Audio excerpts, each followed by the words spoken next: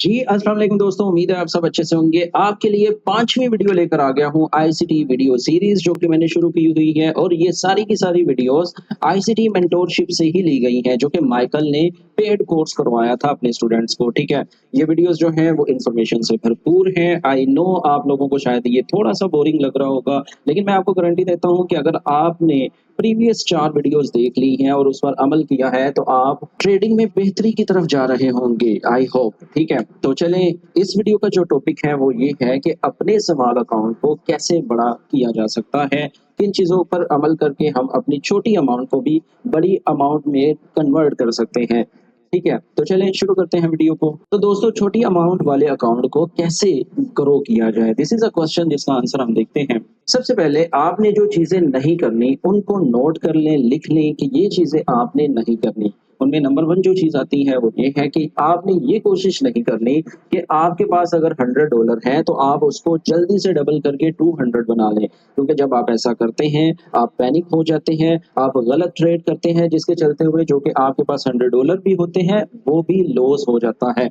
तो भाइयों, आपने सब्र से काम लेना है। आपने ये नहीं करना कि जल्दी-जल्दी से जो है प्रॉफ़िट बनाएँ और मार्केट से निकल जाएँ, क्योंकि जब हम ट्रेडिंग स्टार्ट करते हैं या जब हम किसी बंदे से इंस्पायर होते हैं जो ट्रेडिंग कर रहा होता है, तो हम ये देखते हैं कि उसके पास ये है, गाड़ियाँ हैं, वो डेली का 10-15 हज़ार डॉलर बना रहा है, तो हम भी बना सकते हैं। और हमारे पास अपना जो बैलेंस होता है या इक्विटी होती है, वो सिर्फ़ $100 होती है। तो हम कभी भी $100 से $5000 तक नहीं सफ़र तय कर पाएँगे जब तक हम एक्सपीरियंस्ड नहीं हो जाएँगे। तो अभी हम बिगिनिंग लेवल पर हैं, अभी हम स्टार्टिंग में हैं। हमारा जो इनिशियल स्टेप होना चाहिए वो ये है कि आहिस्ता-आहिस्ता हमने कदम बढ़ाना है, कतरे-कतरे से दरिया बनाना है। ठीक है भइयों? तो this is the first thing जो कि हमने नहीं करना, कि जल्दी से प्रॉफ़िट नहीं करना। हमने बहुत तहम्मुल से, सब्र से काम लेते हुए ही ट्रेड करनी है। द सेकंड थिंग जो हमने नहीं करनी वो ये है कि ज़्यादा रिस्क नहीं लेना। क्योंकि हम ये कहते हैं, हमने ये सुना हुआ है कि अगर हम रिस्क ना लेंगे तो हम प्रॉफ़िट नहीं कर सकते। अगर आप लो रिस्क के साथ जाएँगे तब भी आप प्रॉफ़िट बनाने के चांसेस होंगे। लेकिन अगर आप ज़्यादा रिस्क इसलिए ले रहे हैं कि आप ज़्यादा प्रॉफ़िट बनाएँगे,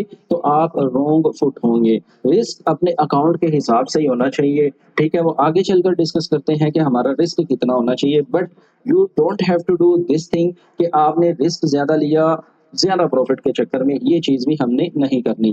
नंबर 3 जो हमारे पास आ रही है ऑप्शन जो हमने नहीं करनी वो ये है कि हमने ये नहीं सोचना कि अगर हम कम रिस्क ले रहे हैं, तो हम ग्रो नहीं कर पाएँगे, हमारा अकाउंट ग्रो नहीं होगा। क्योंकि आप जितना लो रिस्क पर चलेंगे, आपके पास फ़ियर जो है, फ़ियर ऑफ लूज़िंग, वो कम हो जाएगा। अगर फ़ियर ऑफ लूज़िंग आपके पास ज़्यादा होगा, तो आप पैनिक करके 1, 2, 3, 4 एकदम से ट्रेड्स ले लेंगे, क्योंकि जैसे वो आपके अगेंस्ट जाएगी, आप पैनिक होके या तो ट्रेड क्लोज़ कर देंगे या जो है आप एक नई ट्रेड ले लेंगे, जिससे आपका ज़्यादा नुकसान हो सकता है। तो दोस्तों, हमने ये भी नहीं करना कि हम जो है हाई रिस्क ही हमेशा लें, हम स्मॉल रिस्क से भी अपने अकाउंट को ग्रो कर सकते हैं। आगे चलकर इस पर भी बात होगी। द नंबर 4 थिंग, अपनी इक्विटी को कभी भी रिस्क पर मत डालें। जब आपके पास कोई पुअर प्लान हो, मीन्स के बगैर प्लानिंग पर आप रिस्क मत लें, ठीक है? अगर मैं उर्फ़ आम में कहूँ तो आप सट्टेबाज़ी मत करें। आप बस चार्ट पर गए और बाय और सेल ना करें। आप एक प्लानिंग करें, ठीक है? आपने जो रूल्स पढ़े हुए हैं, चाहे वो ऑर्डर फ्लो की शक्ल है, चाहे वो एफवीजी की शक्ल है, चाहे वो लिक्विडिटी पूल्स हैं, जो भी चीज़ें आपने पढ़ी हैं, आप उसको वेल प्लान्ड के साथ अपनी इक्विटी को उस पर लगाएँ, ना कि आप जस्ट बाय एंड सेल करें और अपना लॉस करवा लें। तो ये 4 चीज़ें जो हैं आप लोगों ने नहीं करनी, प्लीज़ इसको नोट कर लें या स्क्रीनशॉट ले लें, आपके काफ़ी काम आने वाली हैं ये चीज़ें। अभी हम देखने वाले हैं कि हमने कौन-सी चीज़ें करनी हैं, अपने अकाउंट को ग्रो करने के लिए। नंबर 1 जो इसमें आता है वो ये है कि इस बात को यकीनी बनाएँ कि आप जो रिस्क रिवॉर्ड मॉडल पर काम कर रहे हैं, वो एक रियलिस्टिक मॉडल है। इससे क्या मुराद है? इससे मुराद ये है कि अगर मैं गोल्ड की मिसाल देता हूँ, तो आप रिवॉर्ड इतना रख लें कि मार्केट वहाँ तक पहुँचे ही ना। जैसा कि अभी मार्केट 2500 पर है और आप यहाँ पे मार्केट को बाय कर लें और आप अपना टारगेट 2600 रख लें, मार्केट वहाँ तक जाएगी नहीं, जिससे क्या होगा, मार्केट रिवर्स होगी और आपका एसएल हिट करवा सकती है।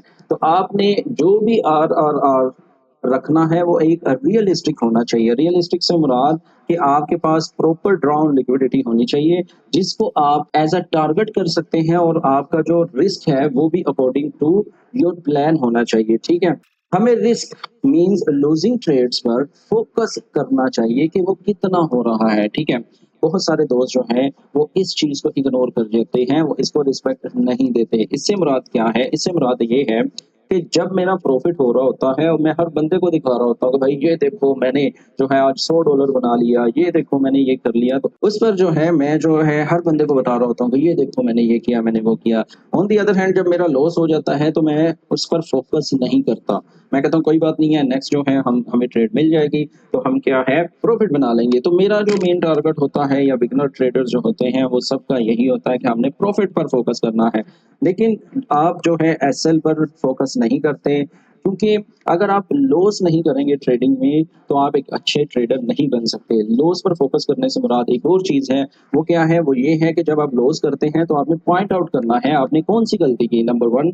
नंबर 2, जब आप लॉस करते हैं, तो आपका रिएक्शन क्या होता है? आया कि आप गुस्से से चिल्लाते हैं, गालियाँ देते हैं, क्या रिएक्शन होता है? तो अगर आप इन चीज़ों को नोट करना शुरू कर देंगे, तो जब नेक्स्ट लॉस होगा, तब क्या होगा? तब आप थोड़ा-सा काम डाउन हो जाएँगे, क्योंकि आपको पता है ये चीज़ें होती रहती हैं, लॉस होता रहता है, जैसे प्रॉफ़िट होता रहता है, वैसे ही लॉस होता रहता है ट्रेडिंग में। तो प्लीज़ कीप इन माइंड कि हमें अपनी लूज़िंग स्ट्रीक पर भी तवज्जो देनी चाहिए।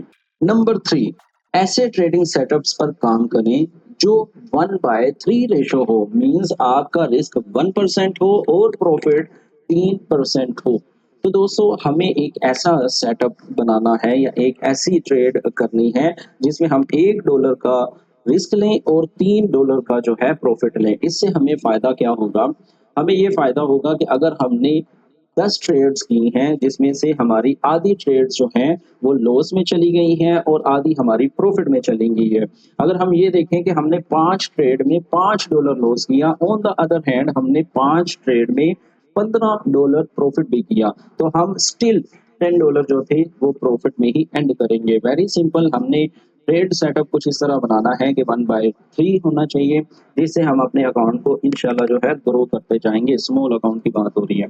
फोर्थ रूल ये है कि रिस्क रिवार्ड रेशो को अच्छा सेटअप करें। अगर आप ये करते हैं तो आप लॉस करेंगे तो भी आपको कोई फ़र्क नहीं पड़ेगा। जैसा कि मैंने आपको पीछे बताया कि अगर आप 5 ट्रेड लॉस करते हैं, 5 प्रॉफ़िट करते हैं, तो आपका लॉस $5 का होगा, जबकि आपका प्रॉफ़िट $15 का था।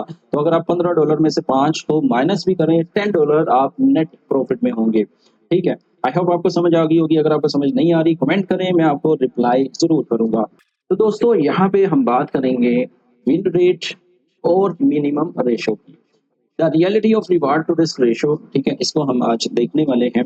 अगर आप $1 का जो है रिस्क लेते हैं और 30 सेंट का अगर आप प्रॉफिट लेते हैं, तो आपका विन रेट आएगा 75%। मतलब अगर आप 10 ट्रेड लेते हो तो 7 से 8 ट्रेड जो हैं वो प्रॉफिट में जाएंगी। लेकिन क्या आप इस कैटेगरी में अपने अकाउंट को ग्रो कर सकते हैं? जवाब है नहीं। क्यों? क्योंकि अगर आपने 10 ट्रेड ली भी हैं और आपकी 7 या 8 जो हैं ट्रेड प्रॉफिट में गई हैं, लेकिन आप 3 ट्रेड्स में क्या लॉस कर रहे हो? $3, जबकि आप 7 विन ट्रेड के साथ प्रॉफिट कर रहे हो 2.1। तो दोस्तों एक्यूरेसी जो चीज़ है ना, वो ज़रूरी नहीं है। देखिए 75% win rate accuracy is the best trader in the world, but वो गलती कहाँ पे कर रहा है? वो प्रॉफिट अपना मिनिमाइज कर रहा है और अपना जो रिस्क है वो मैक्सिमाइज कर रहा है, जिसके चलते वैसे $3 का लॉस होगा। और अगर वो 7 ट्रेड विन करता है तो वो $2.1 ही कमा पाएगा। तो हमें ये वाली एक्यूरेसी नहीं चाहिए। द सेकंड जो कि 60% विन रेशो होता है, मतलब आपने 10 ट्रेड की तो 60% आप जो है इसके साथ जाएँगे। अल्टीमेटली आप कैलकुलेशन कर लीजिएगा, ये भी हम लॉस करेंगे, हमें ये भी नहीं चाहिए। 1/1 रेशो ये आ जाता है कि अगर आपने 5 ट्रेड लॉस की और 5 जो है आपने प्रॉफिट की, तो आप ज़ीरो एंड पे होंगे। आपने ना प्रॉफिट किया, ना लॉस किया, ठीक है? इस कैटेगरी में। तो ये भी हमें नहीं चाहिए। इसी तरह अगर आप 1/1.5 पर आते हैं, अगर आप $1 का रिस्क लेते हैं और आप टारगेट करते हैं 1.5 का, तो ये जो आपका विन रेट है ये 40% चला जाता है। This is you can earn something, लेकिन इसमें एक्यूरेसी जो है वो कम हो गई है। इसी तरह अगर आप 1/2 ट्रेड सेटअप बनाते हैं तो इसकी एक्यूरेसी होगी 33%, ठीक है, ये भी अच्छा रिवॉर्ड रेशो है। आप बिगिनिंग लेवल पर आप 1/1.5 भी कर सकते हैं, 1/2 भी कर सकते हैं एंड 1/3 भी कर सकते हैं, जिसकी एक्यूरेसी होगी 25%। 1/3 की मैंने प्रीवियस स्लाइड में आपको मिसाल दे दी थी कि आप जो है अगर 5 ट्रेड विन करते हैं तो आप $15 बनाएँगे, अगर 5 लॉस करते हैं तो आप $5 ही लॉस करेंगे, जिसके चलते हुए आप $10 नेट प्रॉफिट में होंगे और आपका अकाउंट ग्रो होता रहेगा। तो दोस्तों अब सवाल ये आता है कि ये जो 3 मैंने गुड के निशान लगाए हैं, ये तो बहुत अच्छा लग रहा है अगर हम इसको फ़ॉलो करते हैं, लेकिन मसला आ रहा है यहाँ पे एक्यूरेसी का, कि हमारी एक्यूरेसी कम होती जाएगी, ठीक है? जैसे-जैसे हम लॉन्ग पोज़ीशंस रखेंगे, आई मीन लॉन्ग टारगेट रखेंगे तो हमारी एक्यूरेसी गिरती जाएगी। तो इसको ओवरकम कैसे कर सकते हैं हम? इसको ओवरकम किया जा सकता है एक्सपीरियंस के साथ। जैसे-जैसे आप ट्रेडिंग करते जाएँगे, आपका एक्सपीरियंस बढ़ता जाएगा, आपकी एक्यूरेसी भी बढ़ती जाएगी और एक दिन आएगा कि आप 1/5 रेशो भी ट्रेड कर रहे होंगे। यानी आप $1 का रिस्क लेंगे और $5 जो है वो आप प्रॉफिट टारगेट करेंगे। ये सूरत-ए-हाल भी आएगी इंशाल्लाह अगर आप लोग प्लानिंग के साथ, अगर आप लोग अच्छा वेल डिसिप्लिन्ड होकर ट्रेड करना स्टार्ट कर देंगे, तो इंशाल्लाह जो है आप 1/5 रेशो भी ट्रेड कर पाएँगे। तो दोस्तों आई होप आपको ये जो है विन रेशो और मिनिमम रेशो जो हम रिस्क रिवार्ड रेशो में रखते हैं, इसकी समझ आ गई होगी। अगर आपको नहीं आई, अगेन आपको बता रहा हूँ कि आप कमेंट कर सकते हैं, मैं इंशाल्लाह रिप्लाई करूँगा। अच्छा जी, एज़ अ बिगिनर हमें कितने परसेंट प्रॉफिट पर फोकस करना चाहिए? तो हमें अपने अकाउंट का 6% पर मंथ जो है फोकस करना चाहिए। आई नो ये आपको लग रहा होगा कि ये तो बहुत ही कम है, लेकिन भाई हम अभी बिगिनर हैं, हमारे पास एक्सपीरियंस नहीं है, क्योंकि हमने अभी चीज़ें नहीं सीखी। जितना स्लो एंड स्टेडी हम चलेंगे, हम उतने ही विन रेशो के पास जाएँगे। तो हमें शुरू में 6% पर ही फोकस करना चाहिए पर मंथ। ये आईसीडी की तरफ से रिकमेंडेड है। अगर आप 6% पर मंथ टारगेट रखते हैं, तो आपको जस्ट 20 पिप्स पर वीक चाहिए, ठीक है? इसी तरह अगर आपके अकाउंट में $1000 है और आप जो है रिस्क लेते हैं 1.5 का 1.5 रिस्क लेंगे अपने अकाउंट का, तो ये मैक्सिमम जो बनेगा ये $15 का बनेगा, ठीक है? अगर आपने ये सेट कर लिया है कि आपने जो रिस्क लेना है अपने अकाउंट पर वो 1.5 लेना है, तो आप $15 का रिस्क लेंगे 1000 से, ठीक है? और आपको ये 6% गेन करने के लिए आपको 1/1 रेशो फॉलो करना होगा और आप इनिशियल स्टेज पर ये इजीली टारगेट अचीव कर सकते हैं, ठीक है? जितना आपका रिस्क है मीन्स 1.5 आप उतना ही प्रॉफिट एक्सपेक्ट कर रहे हो $15, ठीक है? आपको $15 चाहिए पर वीक और $60 जो होंगे वो आपके मंथली टारगेट होगा प्रॉफिट के लिए। अब बहुत सारे दोस्त ये कहेंगे कि सर $60 से क्या करेंगे हम? ठीक है? कि अगर हम $60 पर मंथ कमा रहे हैं, ये तो कुछ भी नहीं है। बहुत सारे दोस्तों को लग रहा होगा। तो दोस्तों एज़ अ बिगिनर अगर आप मंथली प्रॉफिट में $20 भी जाते हैं, तो ये आपके लिए अच्छा है, क्योंकि आहिस्ता-आहिस्ता ये एक्यूरेसी बढ़ती जाएगी। उसकी मिसाल मैं आगे आपको बताता हूँ, ठीक है? कि ये कैसे बढ़ेगी और ये ज़रूरी नहीं है कि अगर आपने 1 वीक में $60 बना लिए हैं, तो आप नेक्स्ट वीक कुछ ना करो। आपने वही करना है जो कि हम इस वीडियो में डिस्कस करने वाले हैं, अपने टारगेट को अचीव करने के लिए। मैं ये कहना चाह रहा हूँ कि लॉस से बेहतर ये है कि अगर आप $10 भी प्रॉफिट बनाएँ, वो आपके हक में ज़्यादा अच्छा है, ठीक है?